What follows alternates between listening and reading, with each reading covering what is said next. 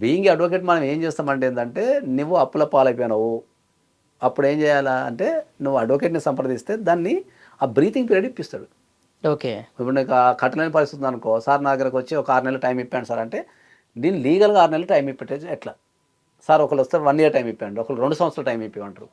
ఆ 2 సంవత్సరాల టైంని కానీ, 6 నెలల టైం కానీ, ఆ క్లయింట్ రిక్వైర్మెంట్ని బట్టి మనము ఎట్లా వాళ్ళని టైం వాళ్ళకు బై చేయగలుగుతాం, బ్రీతింగ్ పీరియడ్ ఇప్పగలుగుతాం అని చెప్తాం. అట్లా అంతే తప్ప నేను సమాజంలో ఉన్నా, నేను తిరుగుతున్నా, నేను చాలా మందికి అప్పులు ఇచ్చినా, నాకు చాలా మంది అప్పులు ఇచ్చి ఉంటారు. అప్పులు ఎగ్గొట్టండి తిరగండి అని ఎవడు చెప్పడు. అది ఎవడో సార్ చెప్తే ఎంత అప్పున్నా మనకి ఆ రిలీఫ్ దొరుకుతుంది అంటారా? ఎంత అప్పున్నా దొరుకుతుంది సార్. అప్పు అనేది కూడా వాళ్ళ స్థాయిని బట్టే ఉంటుంది సార్. అంతే. ఎక్కడైనా అప్పు అని కూడా వాడి 100 రూపాయలు ఆస్తున్నానికి 100 రూపాయలు అప్పు ఉంటుంది, 1000 రూపాయలకు 1000 రూపాయలు ఉంటుంది, కోటి ఉంటుంది. అప్పు అనేది వాళ్ళ స్థాయిని బట్టే ఉంటుంది. ఓకే.